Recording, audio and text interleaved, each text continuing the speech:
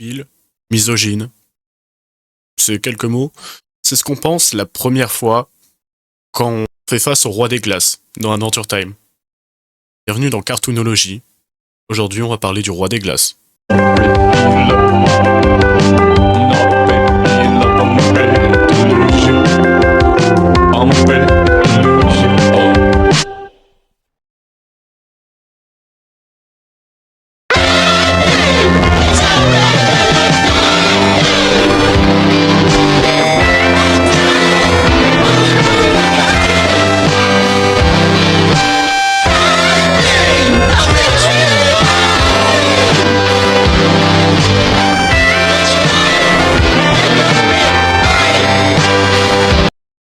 D'ailleurs, si t'aimes les cartoons, n'hésite pas à proposer des cartoons dont tu veux que je parle dans d'autres vidéos. Parce que on aime bien les cartoons ici. Et ouais.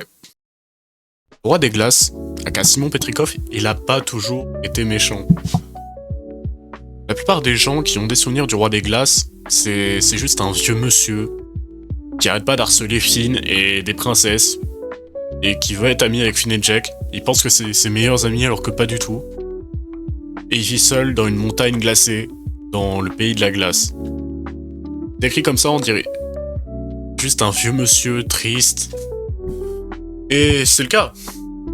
Un vieux monsieur aigri qui kidnappe des gens. Kidnapper des gens, c'est mal. On ne rappellera jamais assez. Donc, du coup, dans cette vidéo, je vais décrire l'histoire du roi des glaces de façon chronologique et ce que tu ne sais pas. Parce que la plupart des gens n'ont pas tout vu Adventure Time, n'ont pas vu les OAV, les films, les livres, l'encyclopédie et tout ce qui a à voir avec. Vite pour en parler, vu qu'il y a personne dans la communauté française qui parle de ça. Vu que l'Adventure Time en France c'est un peu chaos. Ce qui est bien dommage, à mon grand avis. Déjà, le monde d'Adventure Time n'a pas toujours été magique. Si on veut vraiment connaître l'origine du roi des glaces, il faut qu'on remonte à notre époque.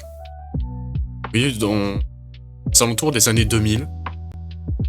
Et qu'on rencontre le personnage de Simon Petrikov, aka le roi des glaces.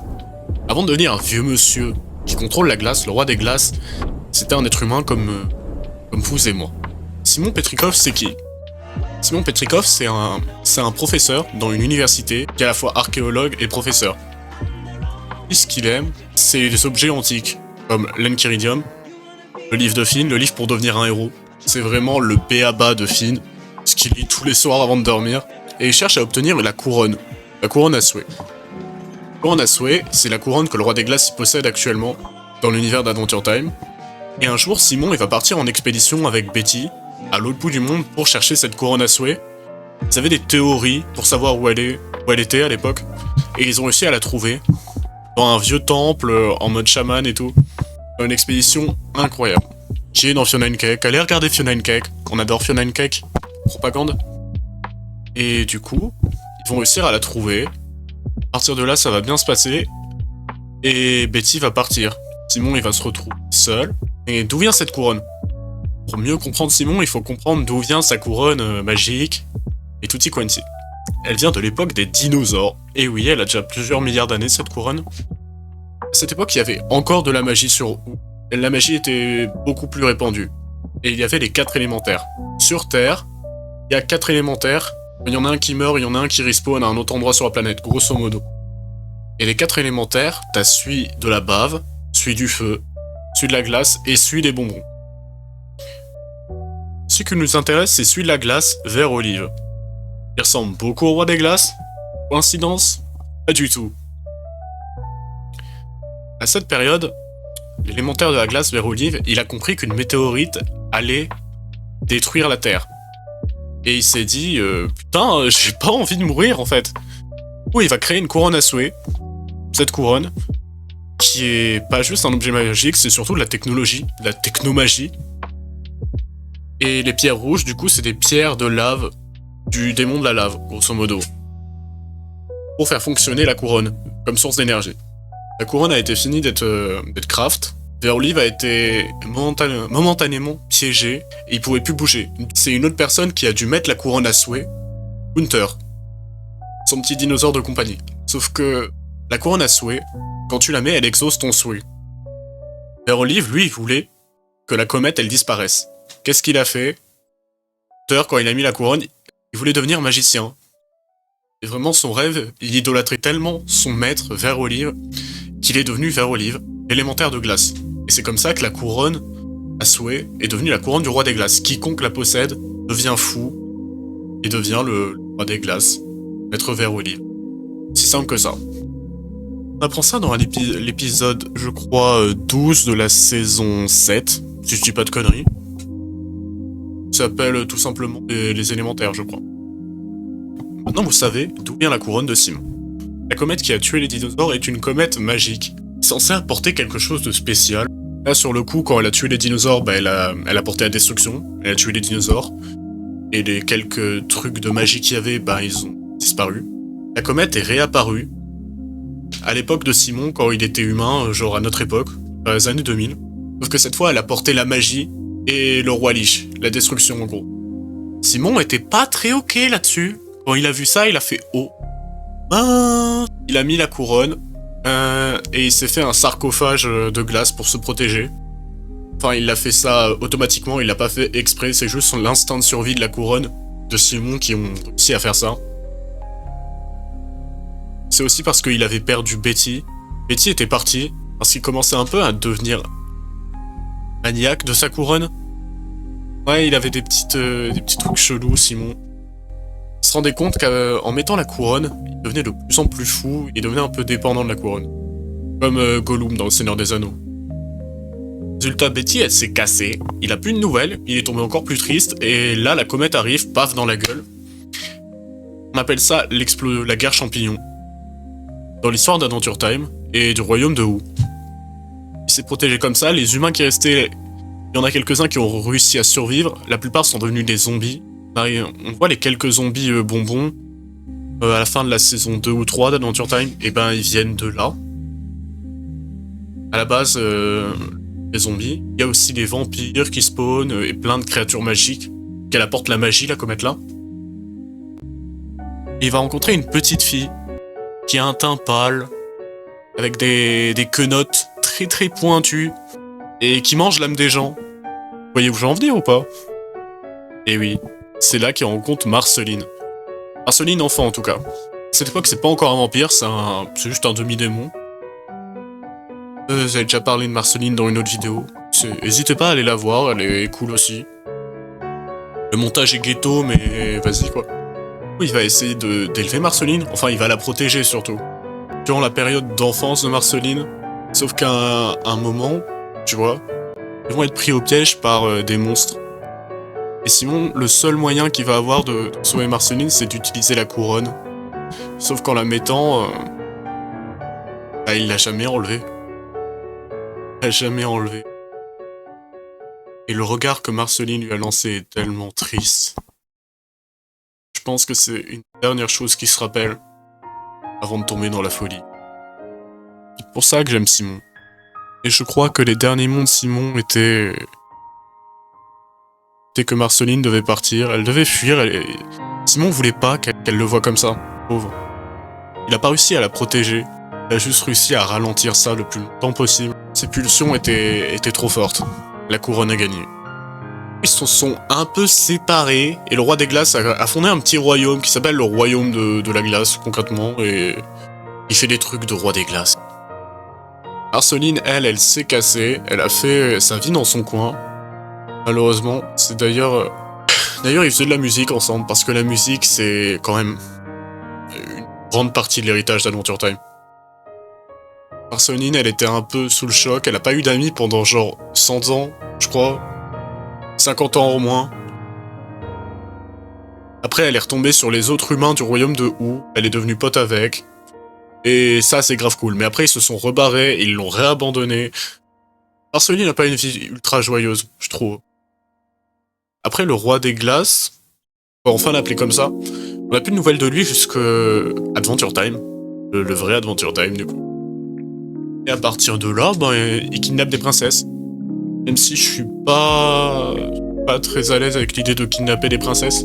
Je pense surtout qu'il kidnappe des princesses parce que Betty l'a abandonné. On voit le pouvoir de la couronne. De base, il sert pas à kidnapper des princesses. Simon, de base, c'est pas un kidnappeur. Vert Olive, de base, c'est pas un kidnappeur.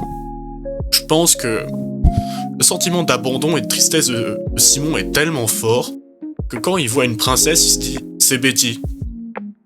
Et Betty, c'est son âme sœur. Et du coup, chaque princesse pour Betty. Il cherche juste à trouver son âme sœur. Je vais trop loin? Peut-être pas. Peut-être que si. Non, en vrai, la théorie est clean. Salut, c'est le monteur. Update. En fait, je me suis rendu compte que Simon, il appelait tout le temps Betty princesse.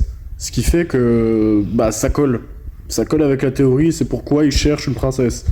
Voilà, allez tchuss. Il y a un épisode avec une princesse qui est fait à base de plein de bouts d'autres princesses. Et le roi des glaces est le seul à l'aimer. Parce que lui, il voit l'âme. C'est vrai que le roi des glaces, il voit l'âme des gens. On en parle pas assez, il voit les fantômes et l'âme des gens.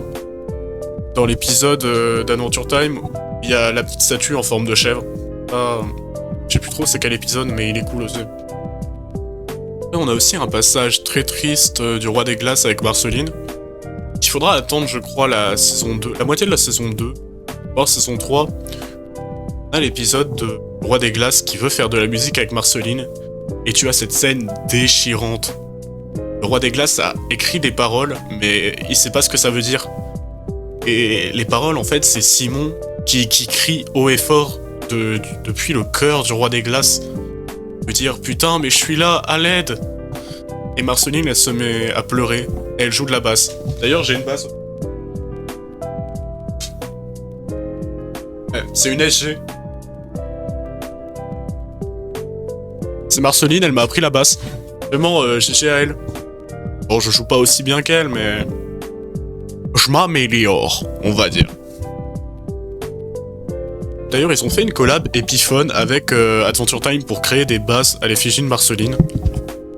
Et elles sont extrêmement cool, donc je t'invite à aller check.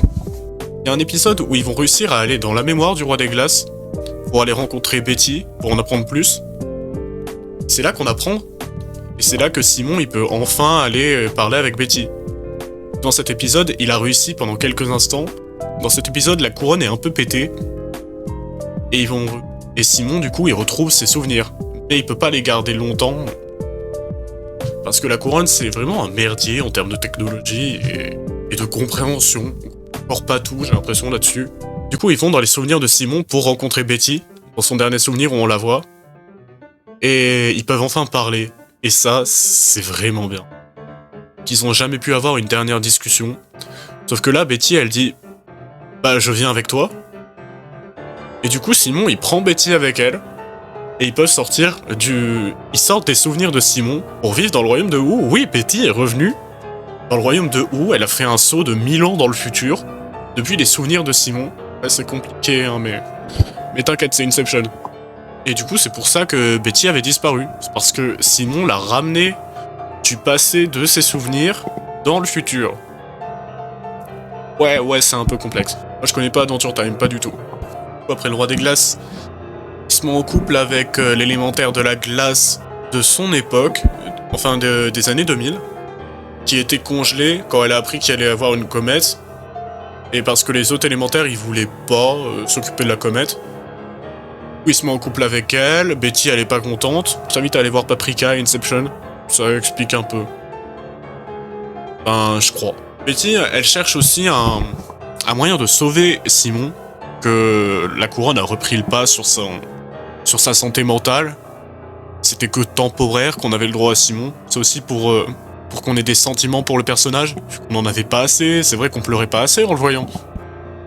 Betty va devenir pote avec le magicien de Mars. On en parlera dans un autre épisode du magicien de Mars. On pourrait faire 10 minutes là-dessus aussi. Le magicien de Mars, c'est un martien qui pratique la magie. Dit comme ça, c'est con, mais c'est ça. Il s'est fait virer parce qu'il a pété un câble quand sa femme est morte. Grosso modo. Enfin, quand sa femme est morte, je crois, je sais plus trop ce qui est arrivé à sa femme. On va dire qu'elle est morte, dans le doute. Et du coup, il a fait plein de conneries, il a perdu la tête pour essayer de la sauver. Et il est pas très copain avec Golb non plus. Betty a hérité les pouvoirs du magicien. Et elle s'intéresse beaucoup à Golb pour essayer de soigner Simon. Golb, qui est la déité du chaos dans Adventure Time. Adventure Time, il n'y a pas de bien ou de mal, t'as le chaos et l'ordre. Golb, lui, c'est la déité du chaos. Il s'occupe du désordre, il n'est pas forcément méchant. Et à l'inverse, t'as le Big Boss qui s'occupe de l'ordre et qui est pas forcément gentil. Voilà. Du coup, elle essaye de puiser du pouvoir dans l'énergie de Golb. Pour essayer de sauver Simon, elle fait plein d'études là-dessus avec le magicien. Ce qui nous emmène du coup au final d'Adventure Time, comme Along With Me, c'est le titre de l'épisode. Moi, je l'adore beaucoup. Tatoué sur mon bras, là. J'aime un peu trop Adventure Time, peut-être? Non. À la fin du combat, la grande guerre d'Adventure Time, il se passe un nouvel event. Bah, y a Betty, elle spawn, elle dit « Putain, il arrive !» On se demande qui arrive, et c'était Golb, un peu comme Thanos dans Endgame, quand il arrive, on fait peu. Et c'est Hulk, il dit « Il arrive !» Enfin, plutôt Bruce Banner, qui dit « Il arrive !» Et tout le monde dit « Qui ça arrive ?» Thanos. C'est qui Thanos? Bah là, c'est littéralement pareil, c'est la même situation, mais avec Golb. Et Golb est un peu plus fort que Thanos. Thanos, c'est juste un céleste. Golb, c'est au-dessus d'un céleste, si on compare les deux. Le roi des glaces et Betty et Finn entrent dans Golb. Ouais, c'est pas le début d'une mauvaise blague. Vente de Golb, c'est un peu une pièce hors du temps et de l'espace qui va pas te digérer, mais qui va te restaurer à ton état antérieur. Grosso modo, ils vont rajeunir. Et le roi des glaces, il rajeunit. Qui? Simon. Simon est sauvé. Enfin, ils vont mourir dans quelques minutes. Et en tout cas, c'est plus le roi des glaces. Betty, elle n'est plus magicienne. Finn, bah, il a juste plus son bras en métal. Ça saoule. Et ils commencent à faire leurs adieux, à pleurer, et à se dire des derniers mots, des je t'aime. Betty se met à pleurer, parce qu'elle sait que c'est la dernière fois qu'elle verra Simon. Elle se rend compte d'une chose. Et là, elle met la couronne du roi des glaces. Alors pourquoi elle met la couronne? La couronne a été reset. La couronne n'est plus une couronne du roi des glaces, mais couronne à souhait. Et Betty va souhaiter détruire Golb. Ça ne marche pas. Betty va souhaiter faire disparaître Golb. Ça ne marche pas. Golb est bien trop fort. Betty va choisir de devenir Golb. Et Betty abandonne son humanité pour fusionner avec Golb. Et ainsi protéger son amour. Ok, c'est des amants maudits pour moi. Vraiment, Betty et Simon, c'est peut-être mon couple préféré. Leur histoire est tellement belle. Leur histoire est tellement belle et chaotique. Et c'est ça qu'on aime, vive l'anarchie. Après ça, le roi des glaces, enfin, on peut plus l'appeler comme ça, Simon, il va tomber en dépression, il va devenir alcoolique. Et on le retrouve dans Fiona and Cake, vu que là, Adventure Time est fini. Et on commence l'histoire de Fiona and Cake. Simon, il se dit, putain, moi je peux retrouver Betty. Du coup, il a pris un adepte de Golb, le canard, j'ai plus son nom, mais le canard qui vend des objets, là, dans une boutique. Si quelqu'un là, n'hésite pas en commentaire. Qui est un adepte de Golb, enfin Golb lui a lancé des... Golb l'a transformé en démon là, quand il est venu, dans le royaume de Wu. Et Simon, il va s'en servir pour essayer de le localiser. Que ça va pas marcher. Il y a Fiona and Cake qui vont spawn au royaume de Wu. Enfin, le vrai royaume de Wu, vu que Fiona and Cake sont dans une fanfiction à la base. Et c'est là que l'ère du multiverse d'Adventure Time a commencé. Simon, il veut juste redevenir le roi des glaces et tout oublier ou sauver Betty. C'est ça, c'est deux goals dans la vie, à l'heure actuelle. Il se trouvait plus heureux en tant que roi des glaces. Et il aime pas Fiona and Cake, parce que c'est une fanfiction qu'il a écrit quand il était roi des glaces, et pas quand il était Simon. C'est un peu chiant. Je comprends. Si ma version tarée a écrit un livre qui est vendu à des millions d'exemplaires, et que je me souviens pas l'avoir écrit, eh ben je serais un peu deg. Bon, je serais content, t'as les royalties et tout, t'as le fric. Mais Simon, il touche rien. C'est vrai que Fiona and Cake est très très bien vendue en roman dans le royaume de Wu. Et ça, c'est très étonnant d'ailleurs. C'est un peu le Harry Potter d'Adventure Time. Simon, il va partir en quête pour se trouver lui-même dans la saison 1 de Fiona and Cake, et il va finir par se trouver. À la fin, il va rencontrer Betty. Enfin, Betty Golb. Beethoven. Golby? Ouais, Golby, ça sonne bien. Et il va se retrouver devant Betty avec le roi Lich.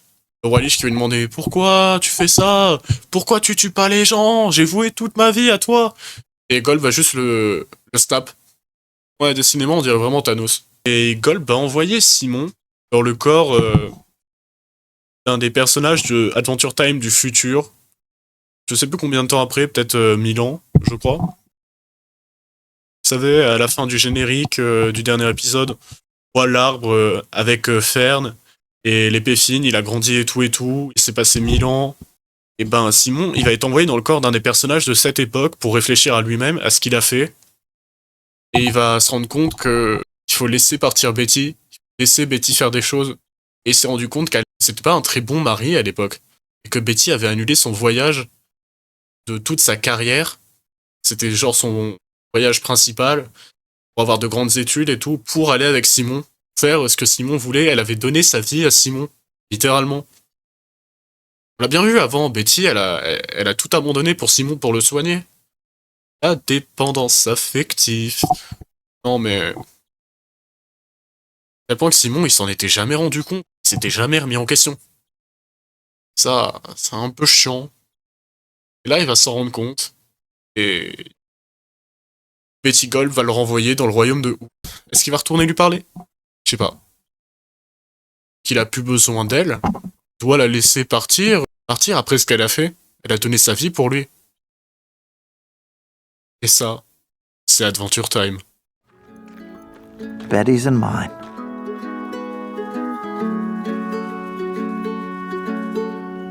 You and me, we got something to lose. Boy, you got your dreams, I got everything in you. And I'll be there through all your reveries. 'Cause I believe in you more than I ever believed in me. Ooh, and I love you, love you, love you. No, it's not so hard to tell. And I love you, love you, love you. Is it obvious to everyone else?